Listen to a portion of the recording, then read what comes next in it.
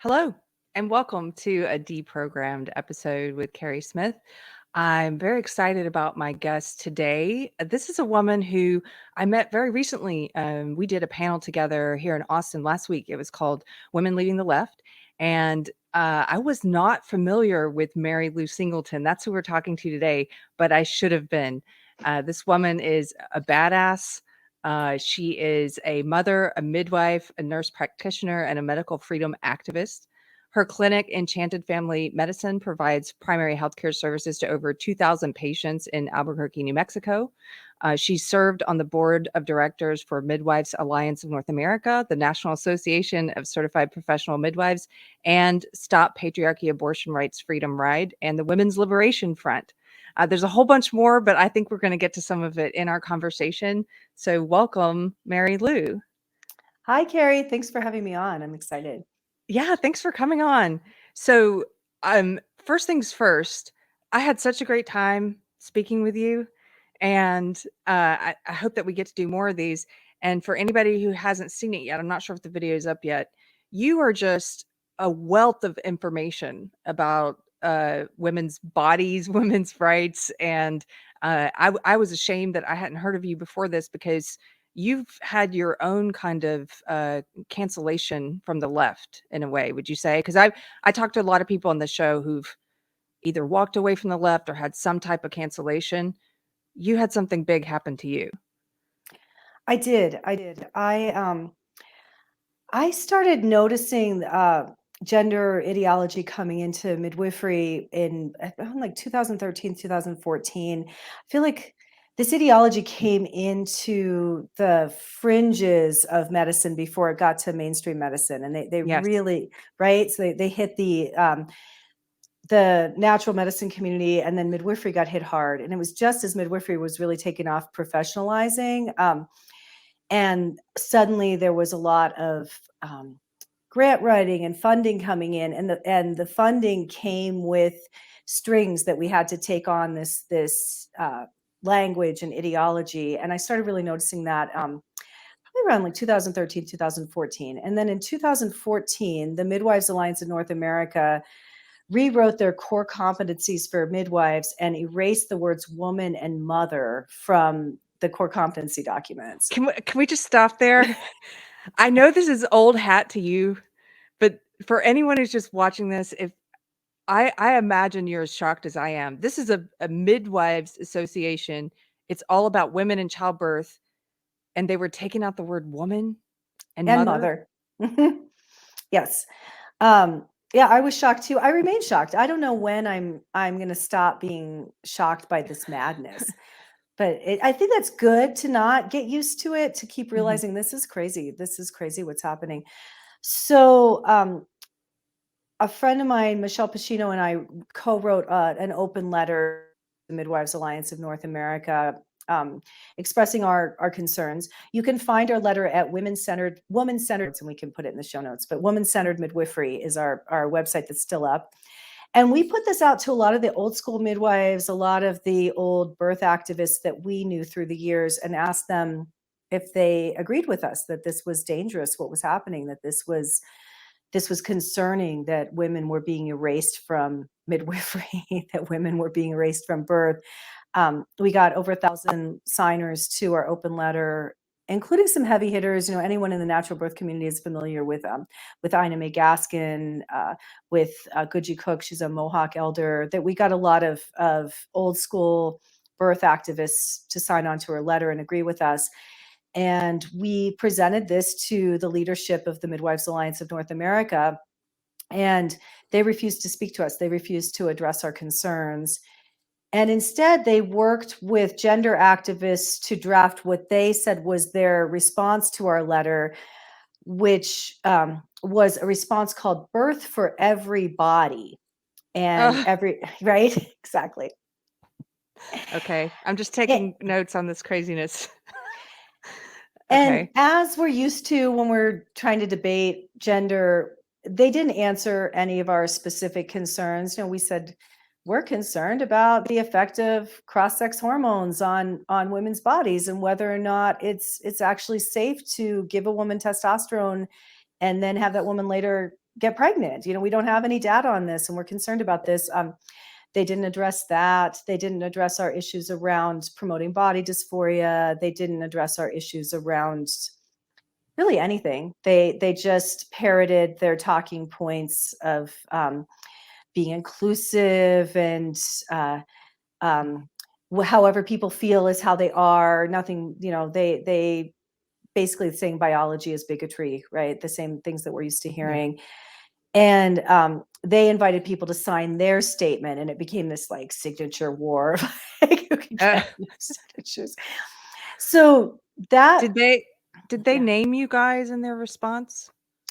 I believe they did. It was really fascinating. So in 2015, when this is all happening, our letter is up, they're refusing to respond to us. The MANA conference, Midwives Alliance of North America, the acronym is MANA. They had their conference in Albuquerque, New Mexico, my hometown, where I live and where Michelle lives a couple hours away. So Michelle and I were wanting to address the board of directors at the national conference. Michelle and I are both previous board members. We've both sat on the board of directors of MANA. Many of our signers on the letter had been previous board members of MANA. We're long-term midwifery activists. And the current leadership, again, refused to meet with us. And instead, for the conference, they said we weren't allowed to have a table. We were not allowed to have a dialogue there. We would be removed from the space if we promoted any conversation on the topic. That would be non-inclusive. It would create an unsafe space if we wanted to have conversation about this. And just so I'm clear, when they wanted to replace these words, the whole thing that initiated, or one of the things, the trigger that prompted your letter, they wanted to replace woman, and they wanted to replace the word mother for midwives to use different words. And what words did they want you guys to use? Birthing parent, gestational parent, those pregnant parent. Okay. Mm-hmm. And then what about when the baby's born? Was there also sort of a don't assign a gender, or? No, that didn't come into the core competencies. There's not any talk about the sex of the infant. And I don't believe that they use the phrase sex assigned at birth. Though we did put in our letter that sex is not assigned at birth by midwives, it's observed. And, we don't assign an infant 10 fingers. We observe that all the fingers are present, right? All the things you think of what we think of with the newborn exam. We don't assign an intact palate to the baby, but we always check to make sure the baby doesn't have a cleft palate. Like the same thing. We observe these things. We observe the infant's sex. But the gaslighting and the craziness that happens when you try to have these conversations with the gender activists. They always bring up disorders of sexual development, and that a very small percentage of people are born with ambiguous genitalia, or genitalia that looks like one sex, but their chromosomes are of the other sex. To which I usually respond like those are disorders. They're not normal. And that's a very tragic thing, because people with disorders of sexual development have problems. They have a physical problem, and they're almost always infertile. They means they can't reproduce normally. It's not something to celebrate, and it's not something to normalize. It does exist, but it doesn't negate the fact that we are a sexually dimorphic species. And also, everyone, even with this disorder of sexual development, has a biological sex. There's no such thing as intersex.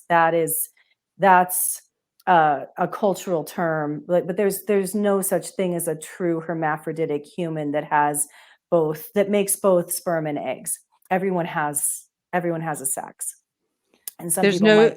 So there's no such thing. So somebody might have observably one kind of genitalia, but have the opposite chromosomes. And so what you're saying is there's no human that produces both gametes, right? Exactly. Like both egg and sperm.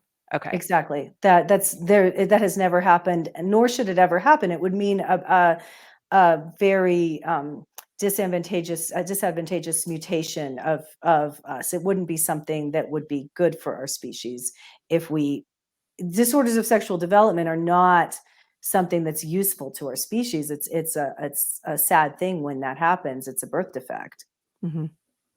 But So now when we're they, not allowed to use terms like that, right? We can't. yeah, I'm hearing in my mind the people judging that I just said birth defect, and how dare I imply there's something not normal about being born with, missing genitalia, or being born missing an eye. Like these are things that we used to lump under calling them birth defects, and now we're being trained to make everything seem normal, right? yeah. It's such a bigger issue than gender even. They seem to get away with this in some ways by conflating the idea that you should not, obviously, you should not treat people as less than for having an abnormality or for being an outlier or for having a defect or, for being short or for being tall or for whatever. You should not treat people differently. They take that and then like a Trojan horse, they try and they hide inside of it. And now let's all pretend that there's no such thing as abnormalities or defects or Exactly. um and those two things are separate, but I think they get away with convincing people you can't acknowledge facts, you can't acknowledge reality because that would be somehow bullying people. It's not. It's Mm-hmm. not at all. So I want to ask you about, so you guys published a letter, they had their response letter, and then what was the fallout or what were the consequences of this in the community? And I didn't know it was called midwifery. I love that. That was midwifery. In the midwifery world, what were the consequences of this happening? Well, it created a lot of divisiveness, as this topic often does, and just people dig in and don't want to discuss anything. So it was very disruptive to the midwifery community. At the same time, a lot of the critical race theory was coming in too. So they're just dividing us on every fault line and fracture line they can find, Mhm. right? Yeah. So at the same time, all this gender madness is coming in.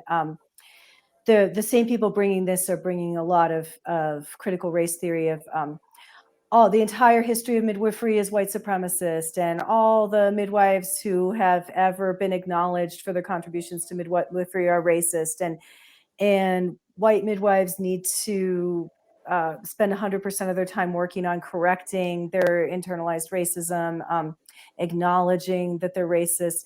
The same thing, like the Robin DiAngelo witch hunting Mhm. rules of, if you deny you're a racist, it's more proof that you're a racist. The Yes. only way you can say you're not a racist is to say you're a racist. It's like the Salem witch trials, isn't it? You Right, must right. confess that you're a witch, and if you don't say you're a witch, that's evidence you're a witch. Exactly. It is the same. It's the same rules. It's tried and true, right? It just gets recycled every couple generations. So that divisiveness was coming in as well, and just I viewed it as these funding streams. Like, I think this is all organized by, and that this is debatable, and I'm happy to debate it. But from my perspective, this is all organized by the ruling class, and it's more divide and conquer tactics, right? And this came in with funding streams. This came in with grants. This came in with the money, and they got us all fighting each other, uh, and it created a lot of division. And I know women of color and young women of color in particular were encouraged to be very angry, and everyone has a lot to be angry about. I think anger is a sacred emotion. I don't want to sound like it's bad to be angry, but I think that this was being stirred up in a way that was not useful to the movement of midwifery. So all of that's happening too. So you've got all this divisiveness. There's no sense of unity. Everyone's walking on eggshells all the time. That energy that comes with wokeism, right? Where Mhm. it's like a freaking minefield where Yeah. you're afraid your people are going to turn on you every second. You can't be good enough. The rules are always changing. So in terms of the gender and how the fallout happened, it was very stressful. I had an article published in the Huffington Post about me, a trans activist named Trevor McDonald, who is a woman who says she is a man who took cross-sex hormones and cut her breasts off. And then now she says she's a man who gave birth and she wants recognition as a birthing father. And she gets lots of money. She has a book out called Where's the Father? She successfully sued the La Leche League to allow fathers into breastfeeding space. Wow. Yeah, right. Very weaponized person. She wrote an article in the Huffington Post about me that said, lead midwives actions show trans hatred, and about how I was the editor, the author, primary author of this letter, and how she had captured a Facebook comment I made and put it in her article about what a terrible person I am. So I was dealing with a lot of press that I didn't want, and a lot of hatred coming at me. I had people threatening to go to the nursing board to take my license away because of transphobia.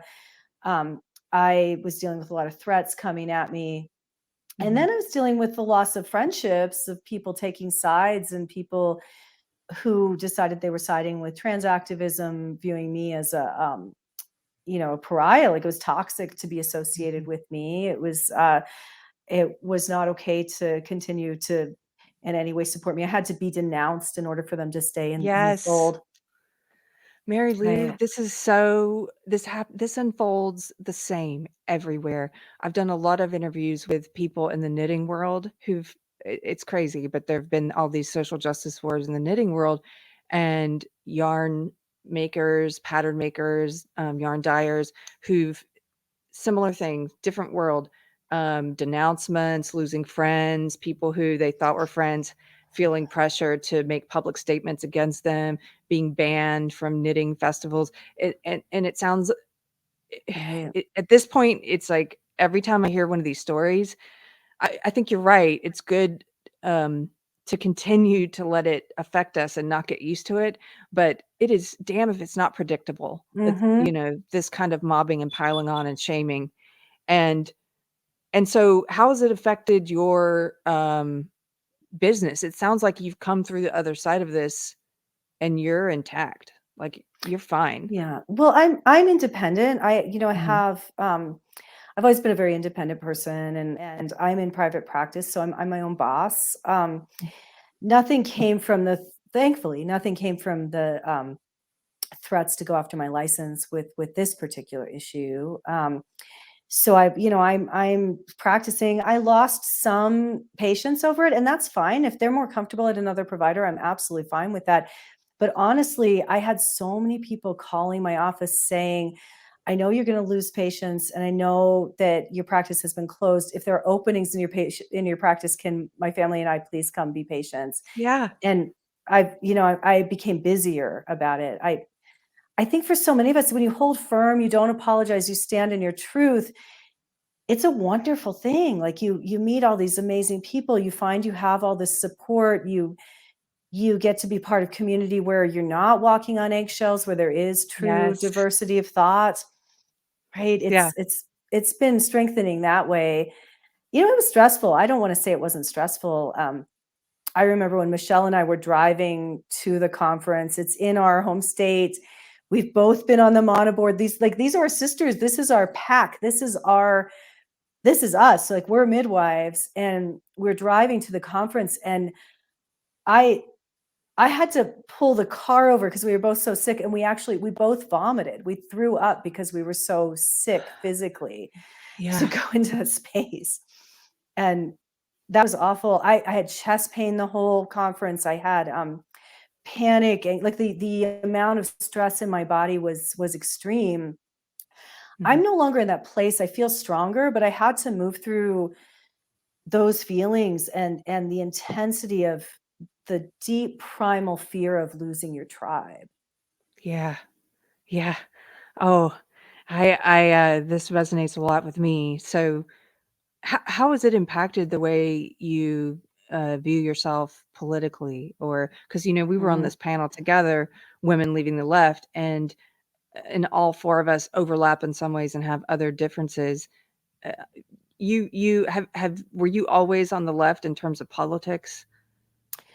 I was raised in a very right-wing family, a right-wing Oh, activist okay. family, but from the time I was a young adolescent, I viewed myself as a liberal and a leftist. I'm a very intellectual person. I love to read. I love as much information as I can find. I've always been, an information seeker. So as a child, like as an adolescent, I started reading a lot about leftism, and probably around by age 14, 15, considered myself solidly on the left side of the political spectrum.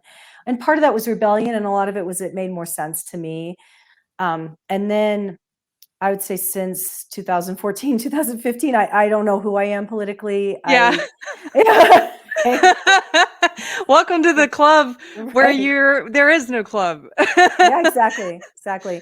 And it hit me, I think, when you swing from one to the other, I was reacting to extreme right-wing politics in my home, and extreme, I was born in 1969. I was 10 when Reagan was elected. I grew up in a very conservative area, and that hardcore right energy, there are issues there as well. I always tell Mhm. people, like, I don't want to live under Mao or Mussolini, right? Yeah. I don't like Yeah. right-wing or left-wing totalitarianism. So, or as Right. Konstantin Kizin says, he's one of my favorite quotes, where he says, I am opposed to authoritarianism, especially the kind that you like. Oh, I haven't heard that one before, but I love him. Oh, that's Right. great. Yeah, whatever kind you're into, Right. not for I me. especially don't like that one. Oh, man. So, where do you see things headed? Well, let's talk specifically about midwifery for a second and, women's healthcare. I often ask people where they see things headed on in the big scale, like are they optimistic or not about what's going on in culture and the world? But I also like to ask specifically. So in that community, where are things going? I've really disengaged from national midwifery politics. I Okay. couldn't I couldn't keep paying attention to it. I What I see happening in the grassroots is this push to take back birth in a non-professional way, to kind of get back to the roots of what was happening at the birth of the modern home birth movement, right? That birth was very much medicalized after World War II. By 1960, 99% of births in the United States were happening in the hospital.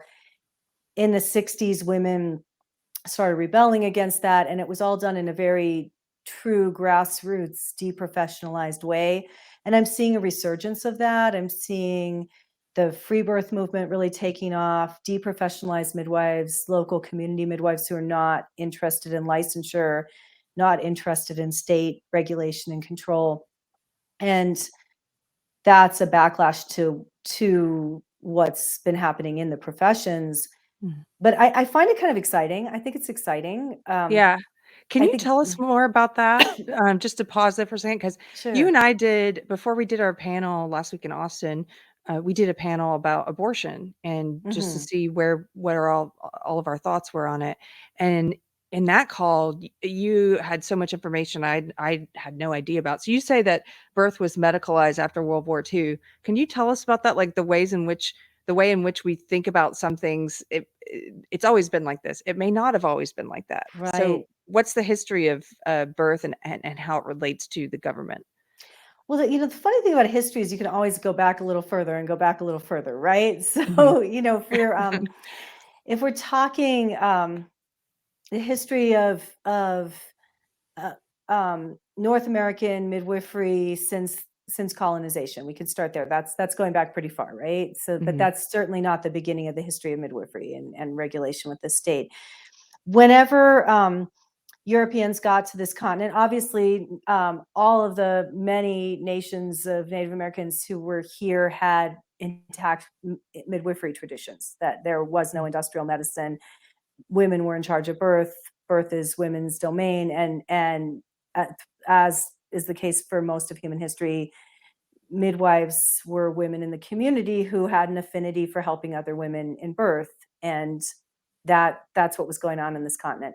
When the colonists got here, there was no industrial medicine, and generally only the ruling class, like the very, very wealthy, had physicians, and Mhm. most of the healing was done by women. Like, women were the herbalists, the healers, the boo-boo fixers, right? The fever tenders, the death tenders, and the birth tenders. So at the beginning of what's now the United States, women were in charge of birth. You know, it was women's domain. Whenever industrialization happened, so in the mid 1800s, like 1830 to 1850, the AMA was founded. The physicians started wanting consolidated control over medicine, and they wanted it done in a way that was their way, that was men trained in med schools. Then they had this campaign that went state to state trying to get rid of herbalists, eclectic physicians. Eclectic physicians were these really cool physicians that were herbalists and alchemists and astrologers and bone setters, and they were a very cool group of physicians, but they didn't fit the AMA model. So the AMA was trying to criminalize all these groups.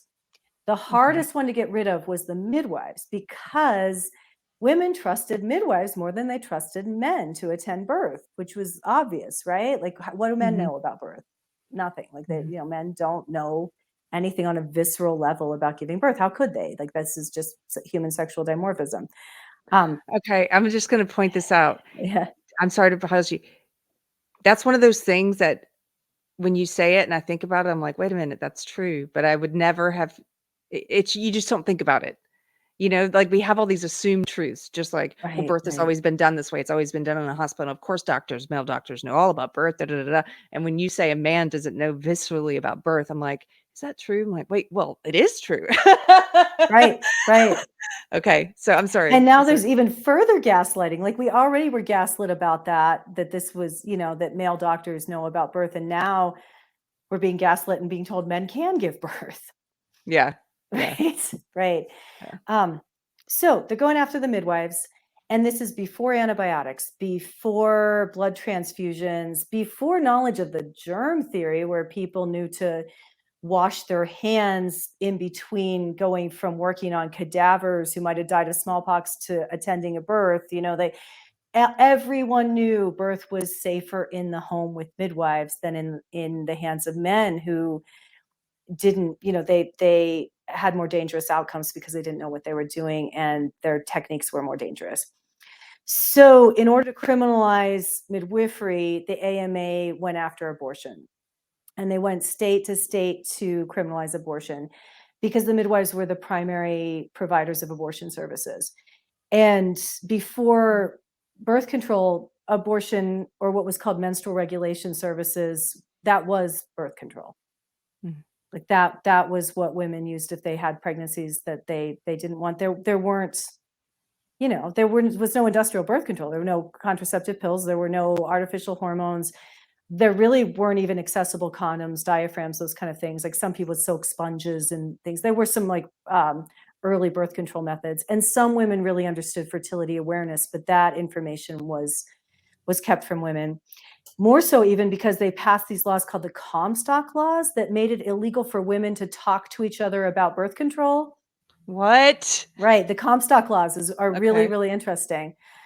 And they made it illegal to disseminate information about birth control, abortion, sexuality. So the midwives are really targeted by these laws. And even though early abortion, menstrual regulation services were incredibly common and safe, they were also very private and not something women wanted to talk about publicly. So if you go after the midwives saying, oh, they're not safe birth attendants, in the mid 1800s, that's not going to go over well. Like, everybody knows they're safer birth attendants than the physicians. But if you go after abortion, women aren't going to get out in the streets and say, you know, I've had 3 abortions with her, she's great. Like, no one would defend the midwives on abortion because of the stigma, because of, you know, women's status in society, because of the, you know, just like things were very different in terms of it was a whole different set of social shunning rules, right, going on. And a woman couldn't admit that she'd had sex before marriage, or that she had decided not to carry a pregnancy to term and might not have told her husband about that. Like, women didn't have any social status. They couldn't, and these things remain very private. Women still don't want to talk about, you know, our reproductive lives are private. And I believe that's important, but it kept people from defending midwives. And so I think it was by 1910, virtually every state in the country had criminalized midwifery. Wow. Yes. And so And then then you had to be regulated at birth that point. became, well, they criminalized, they criminalized abortion, and then they criminalized midwifery itself.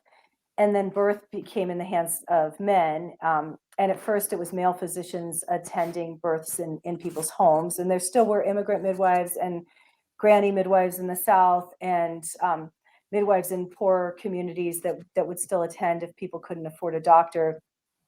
But those women were dying out, literally, like they were being aged out of the profession and not training new apprentices. And so by the time we entered World War II, most people were born with male physicians. And then the industrialization happened and the hospital systems were built. And I think by the end of 1950s, definitely into the early 1960s, over 99% of births in the United States happened in hospitals. So it's Wow. not that Okay. long ago. Both of my parents, I have long generations in my family. My parents were 40 when I was born. I was born in 1969.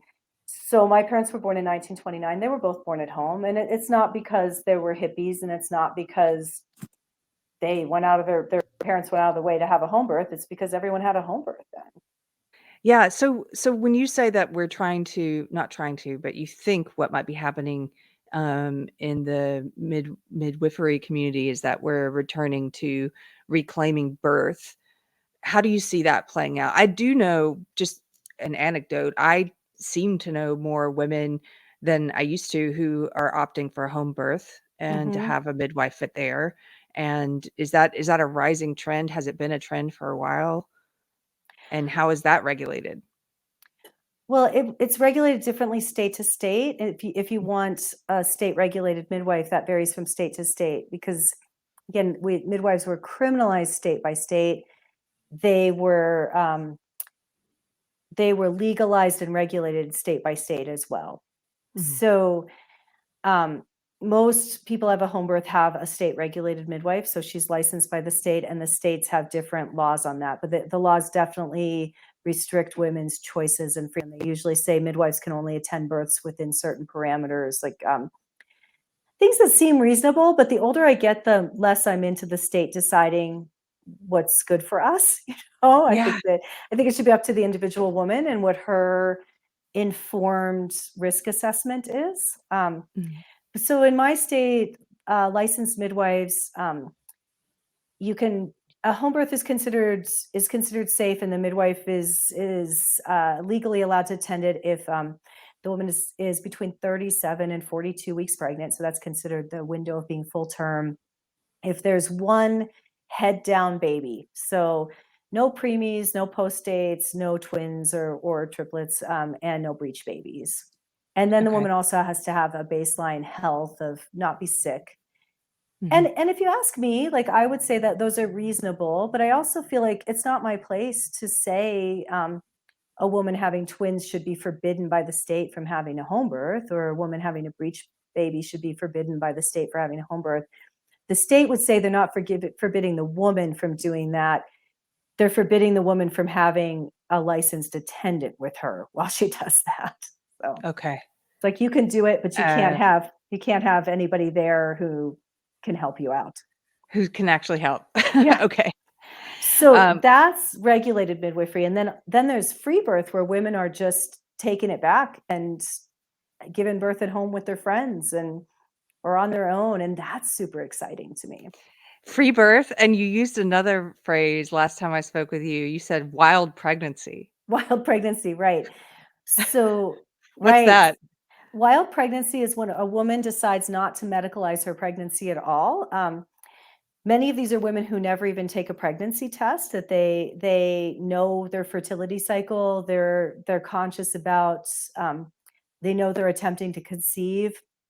Their period doesn't come, so they know they're pregnant, and they just live their lives pregnant, right? They don't view it as a medical event. They eat well, they take good care of themselves, they exercise, and they know if they feel good, they're good, Mhm. and they know, just like anything else, they go to the hospital if or I don't know if they'd even go to the hospital, but seek outside assistance if they don't feel like they're well, Mhm. which ideally is how we live our lives, right? That Yeah. we only interface with the medical system when we're sick or when we need to. So Yeah. these women are really having demedicalized experiences. Just pregnancy and birth are life events, not medical events. Wow. It's Okay, exciting. I've got two different topics. I don't know how much longer I have you, so let's see which one I'm going to do. Okay, let's do this one.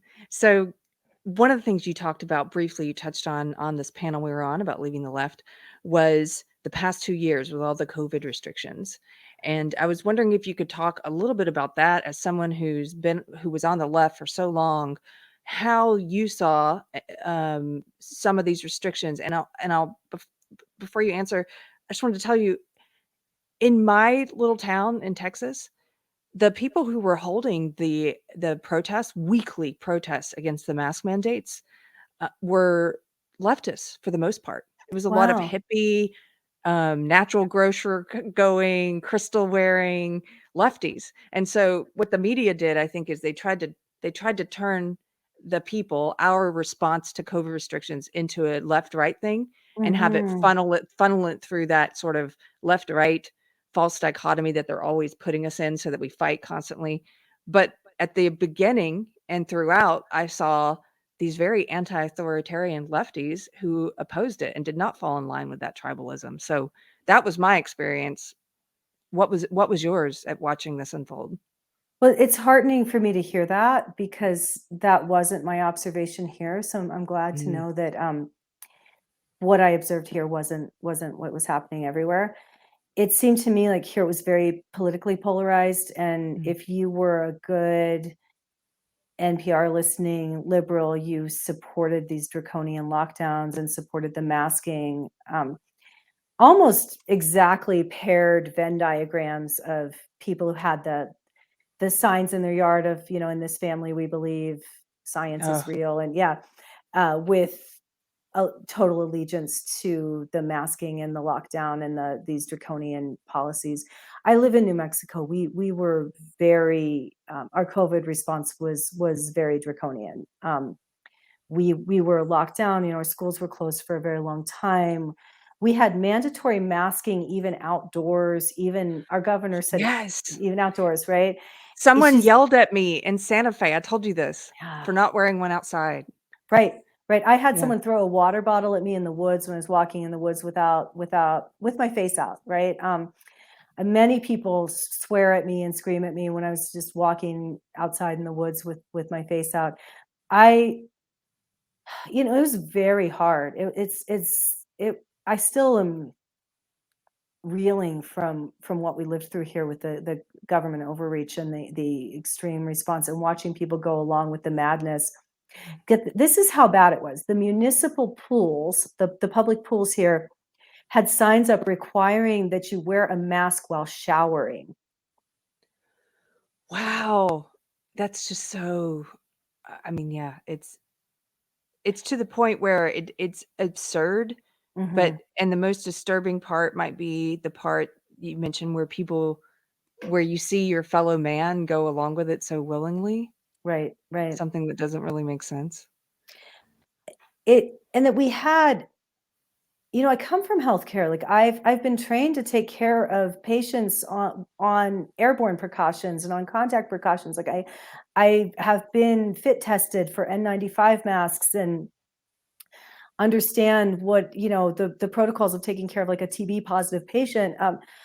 And I know that the entire body of published literature before 2020 showed that cloth and surgical masks do not prevent airborne viral transmission.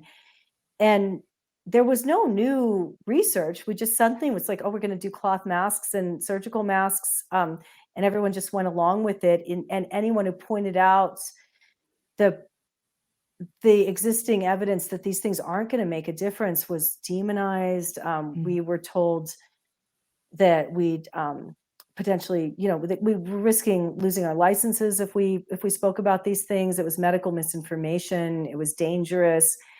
And when I would ask for evidence that cloth masks could prevent viral transmission, there really was none. Like there was none. And I would look at the mhm. CDC page, and they had like retrospective case studies on 2 beauty shops in different towns where one group wore masks and the other didn't, and they said there was less COVID in the beauty shop that wore the masks. I was like, this is not a study. Like, this is a Yeah.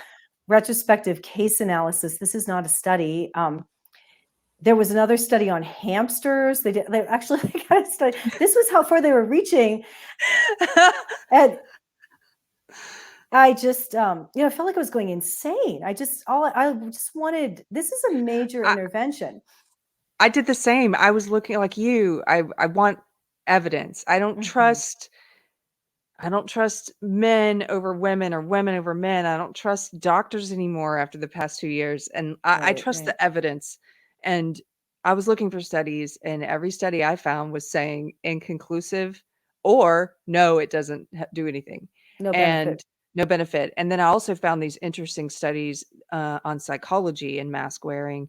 I'm sure you Mm, saw some of these that said that um, wearing masks lowers people's inhibitions and they're more likely to engage in behavior they wouldn't otherwise, almost like when they're behind a keyboard, how people right. can be much more vicious with each other. And um, so that was concerning to me, of course, that okay, we're heading into who knows how long of a period wearing these things that help us to dehumanize each other.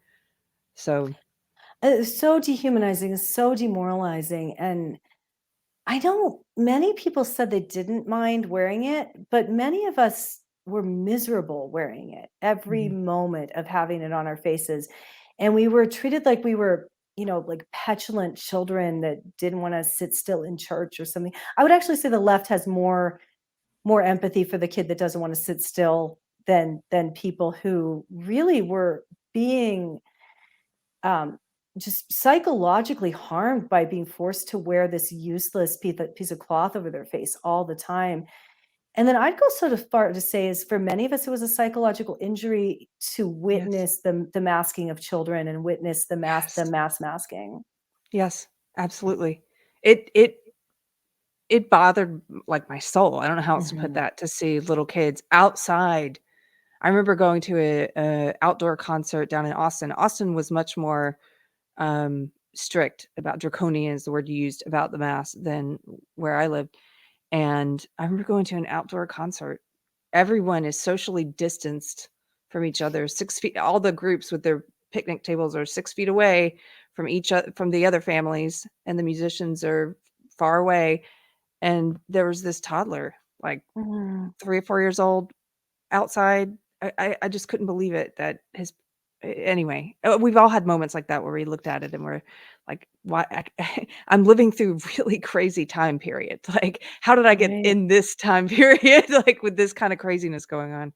Um, there's something else you said. I noticed that feeling of now I was lucky I lived in a place where I didn't have to wear it. Most places didn't enforce it, and so it was maybe a handful of times that I would put it on. Um, and one of those times was I would usually, wear it when getting on a flight until, and then I would just eat and drink snacks in the whole time.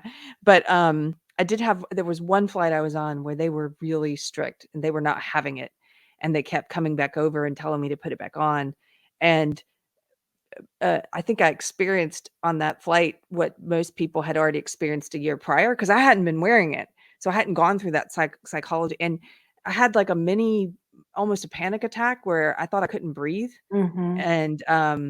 and then on top of that, like the physiological response of feeling like my breathing was restricted, I also what you said was happening up here psychologically. It feels like someone's putting their boot on you and Mhm. you're letting them.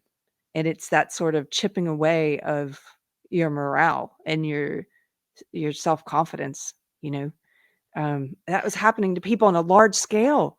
Mhm. People wearing it and I think, destroying their who they are, by complying with this, tyranny. I don't know, it's just really psychologically damaging to people, I think. It was horrible. It was horrible. I get a lot of feelings, but I get a panicky sensation when I think about it coming back. When I Mhm. think about a mask mandate coming back, I feel I just feel desperate and panicked inside. Like I don't know if I can survive another mandatory mask period. It was so awful. And then being told that you're, I've been called a baby, been called a like you're childish, like you're making a big deal out of nothing, where it did not feel like nothing. It felt Mhm. really horrific to me. It's And yeah, everything. I'll say one more yeah. thing. I know I'm talking a lot during your No, it's interview, good. but my pastor gave a really great sermon about it and about, well, it was called The Failure of the Church During the Pandemic. And one of the things he said was that uh, as a Christian, if you're a Christian, that Christians believe, I didn't know this. I'm pretty new Christian, but he was saying you're creating the image of God. You are image bearers of God. And this is s- spiritually like asking you to cover up your face is like Right. the image. And so that you all look alike, like these sort of Mhm. faceless non-entities. And there was just something really profound in that, I thought, of like covering up the image bearers of God. And anyway, yeah, I don't want us to go back to it, and I hope we don't. But if we do, I'm glad I live where I live, and Mhm. I hope you get out. Yeah, I So do. I have an escape plan okay, good. if it comes back here. I won't be able to stay. I won't be able to stay. So it is. I mean, it is Yeah, so fascinating how politically polarized it was. And I'm glad to hear that in Texas there were natural health people and people who had yeah, come from the left. Because the whole time I was like, well, wait, where are the question authority people? How did the question authority people turn into the trust the science? yeah. How did that happen? Where are the people who are skeptical of big pharma? Where are the people who are skeptical of globalization? Like, well, how did this happen? And I still don't know exactly how it happened, but it did happen. Like here, the natural health community almost to a T, like just got in line with it. The acupuncturists stopped seeing people. The massage therapists were enforcing masking and making people wear masks while they're getting massages. Not giving massages for a long time. The midwives, most of the midwives fell for it. There's a birth center in town that is still making women wear masks in labor and in postpartum when they meet their babies, which is Wow. not the law. It's not the state law. They're choosing to do that to women. And they're Wow. still to this day doing it. They're still doing it. Um, and the women are complying. Like this is a place you choose to go. It's not like the public hospital. So How it's still happening. how big of an impact do you think the past 2 years have had on busting through this left-right false dichotomy, or what I call a false dichotomy? I think it's had a lot of an impact. I think that the what gets called the heterodox community or the synthesis position, like all over, I'm seeing different groups of people explain what's happening in different ways, and what they're explaining is people are breaking out of this polarization, that they're breaking out of this idea that you have to be on this side or that side of the political spectrum. I don't know if I'm hopeful. I tend to practice what I call defensive pessimism. So it kind of helps me. That helps me. Like, just Oh, I kind of do cautious optimism, so we're a good right, that's pair. good. It is good, right. Defensive So pessimism, okay. right. And then I'm often like I'm happily surprised it's not as bad as I thought it was gonna be. You know, but I do see I'm happier. I feel like I have a lot of people who do see the world in less black and white ways around me right now. I'm finding more and more people. I think the world of free thinkers is growing. I think the space for conversation is growing. Um, if you're still on the left, it probably feels like it's shrinking though, right? Like if you still haven't jumped ship and you're still trying to function there, like there's less and less diversity of viewpoint on NPR. There's less and less diversity of viewpoint in the New York Times. Like all the liberal institutions are locking down further. Mhm. But outside of those, it seems like space is growing. Yeah, I think so too. H How much more time do you have, Mary Lou? Do I have to let you go? Oh no, I can go for a while. I can go Oh, for okay. at least another 25 minutes. Oh, great. Okay, because I wanted to ask you about something you were talking about at dinner the other night. If you if you don't mind talking about it.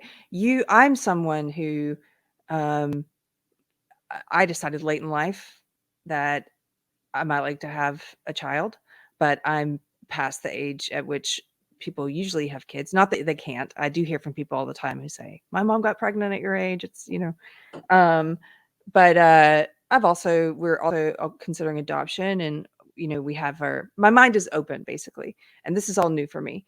And you started talking about what I'm going to call big fertile, which Mm, I had no idea about some of the things you were saying. Um, right. how I don't even know how to broach this subject, because it was so alarming to me, some of the stuff you're talking about. What about the explosion of surrogacy? Can we start there? Is that something that it seems like it's just really taken off in the past few Absolutely. years? Yeah, they're Okay. really selling it. And it's another one of those things like, oh, if you critique it, you're being mean, you're a bad person, we can't speak poorly of surrogacy because you hurt people's feelings.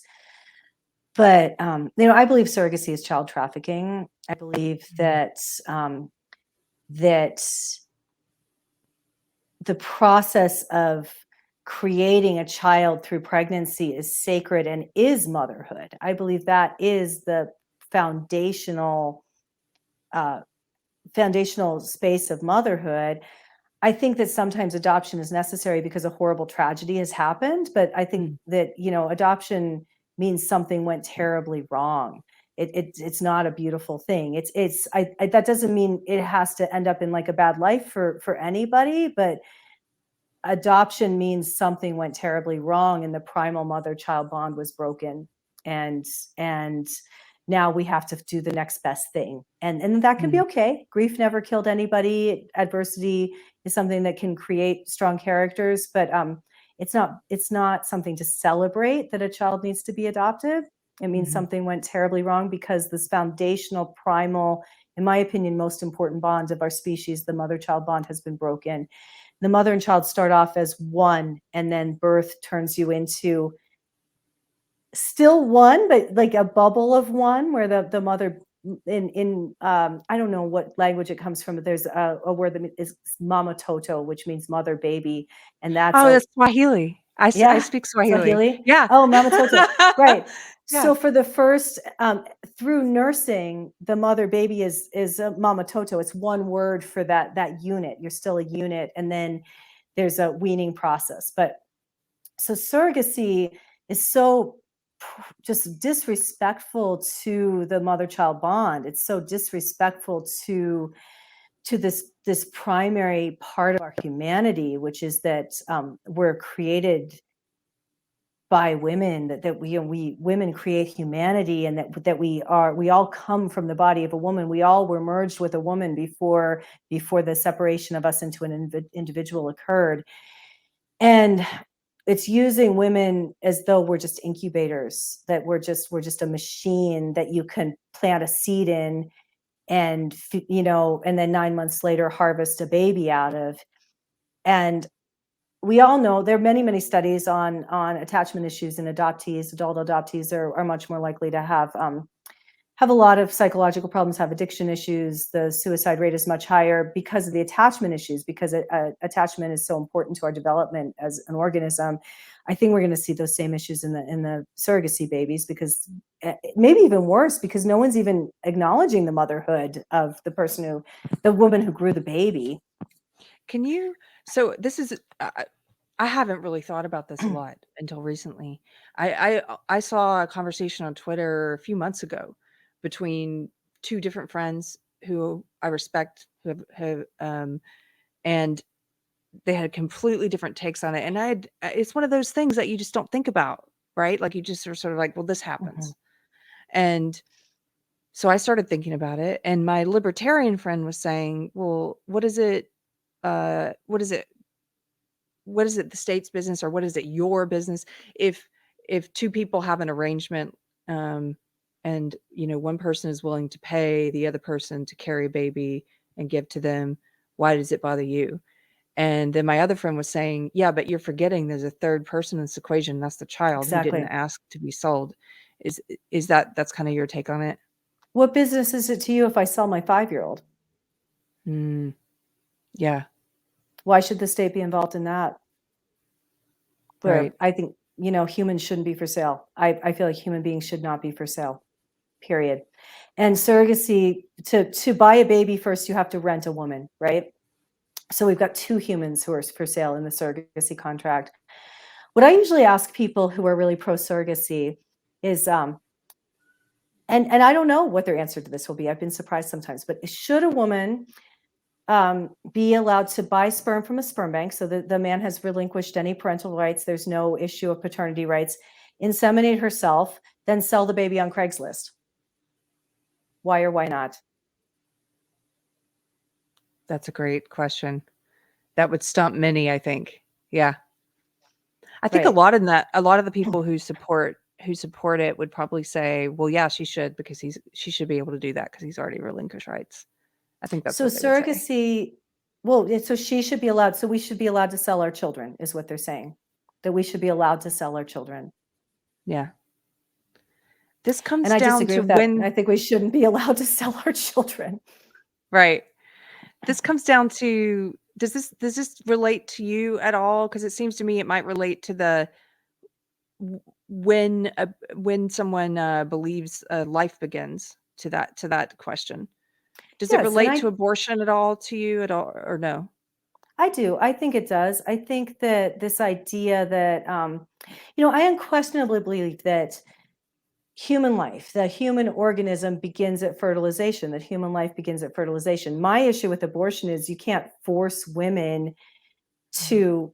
to incubate babies they don't want. You can't force women to stay pregnant and give birth. And when the state says women can be forced to give birth and be pregnant and give birth, I feel like that's not good. That's not good. It's very, again, disrespectful to the mother baby unit. It's disrespectful to women, and it creates a lot of problems. But I think that both surrogacy and the abortion argument, as we hear it, especially among right-wing Christians and Catholics, comes from this fallacy that men and women contribute equally to the creation of a human being. And that's just not true. It's not true. Ejaculation is not the same contribution to making a baby as making the baby. Mm. It's not. It's not. And it's not fair. Nature is not fair. Nature puts the reproductive responsibility on females.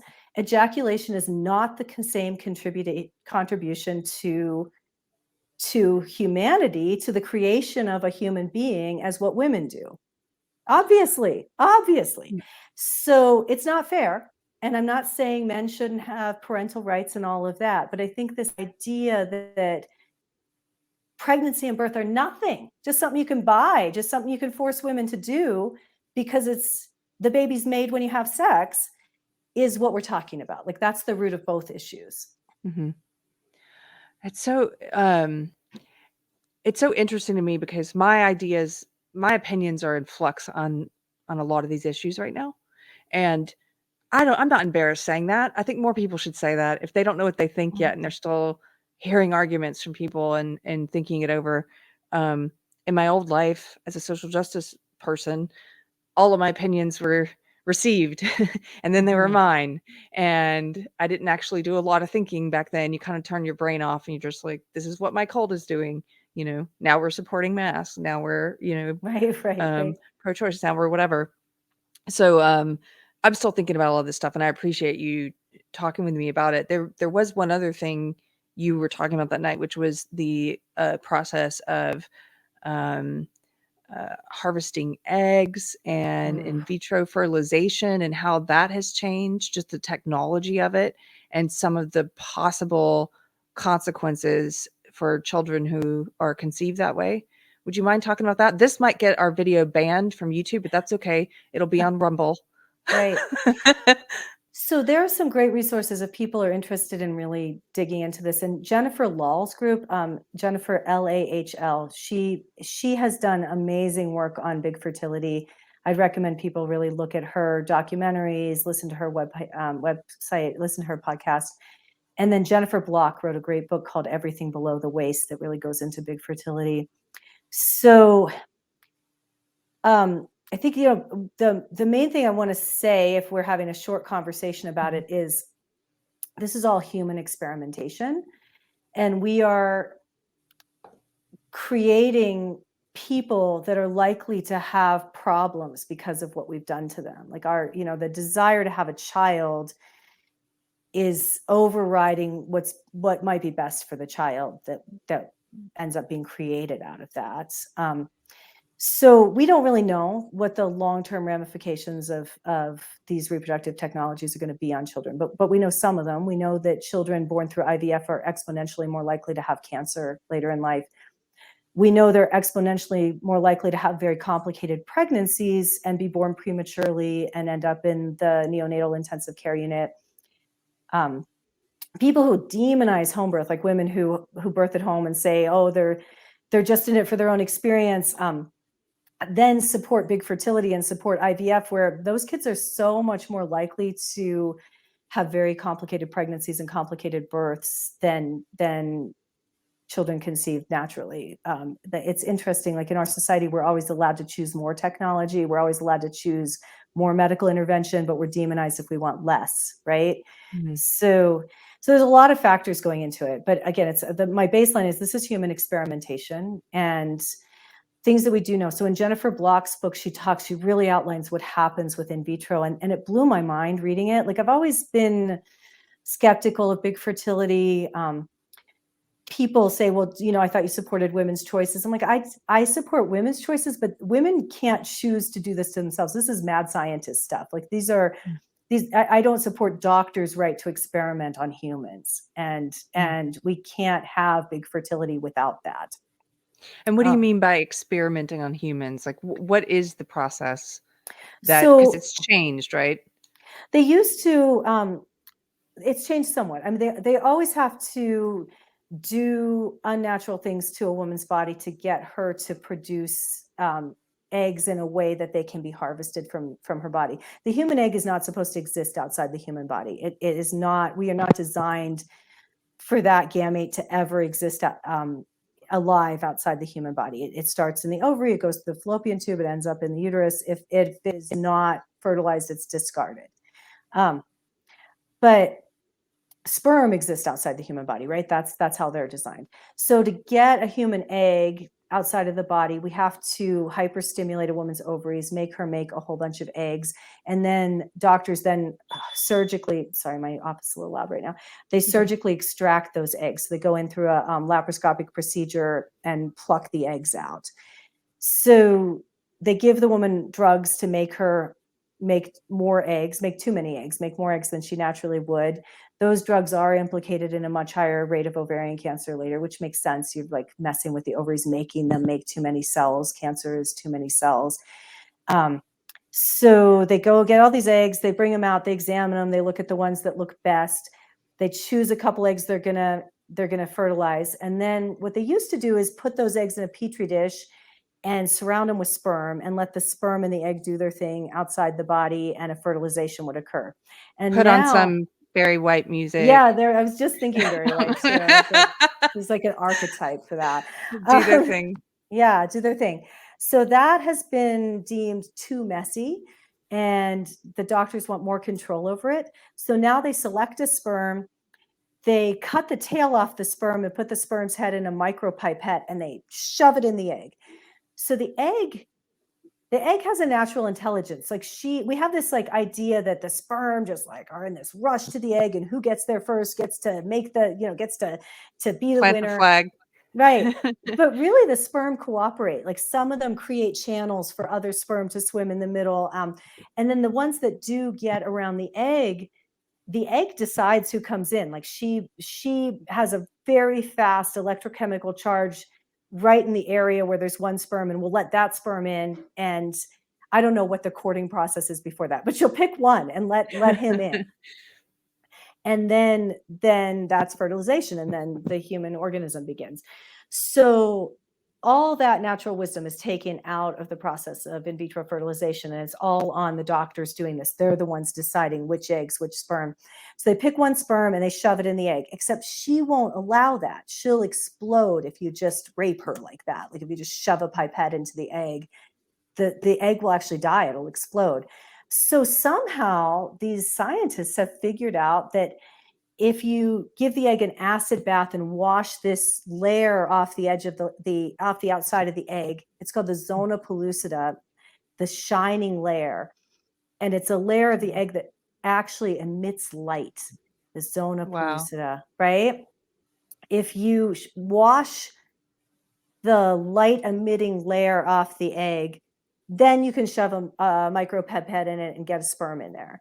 So these people being created through this are not being created the way we're designed to be created, the way our natural intelligence has always done human creation. So then they grow, the fertilization happens, you get it, one cell divides into two cells divide into four divide into 16. And at that level, it's around 16 cells. Again, somehow the scientists have figured out they can pluck one cell off the zygote and test it to look for Down syndrome and other chromosomal anomalies to decide whether or not they're going to implant this embryo into a woman. And so these children born through in vitro also have had 1/16 of their material taken away. They've had 1/16 of their self removed. And the doctors say, it's all okay. It's all fine. They're all fine. They're just normal. Like we don't see any problems. But I would argue we have no idea what it does to a human. We have no idea what we're doing in the creation of these people. Like this is mad scientist stuff. I'm going to throw you a curveball here. The other night, I was doing a show with my friend Chris, who we do a pop culture entertainment show, and he turned me on to, I think I recommended it to you, this Michael Crichton essay about the politicization of science that was in his book State of Fear. And then one of the things we were talking about was because the movie Jurassic Park is coming back out and stuff. And I did not realize this, but earlier this year, there were several articles published about how scientists have now fully mapped out and they have the sequence of all of the DNA for the dodo bird. And so they're talking about bringing back the dodo. What do you think about something like that? I know it's kind of a curveball, but since we're talking about experimentation and mad scientists, and how does that strike you? Well, I just think of all the problems we have, is that our most pressing problem that we want to pour our resources into? Good answer. Yeah.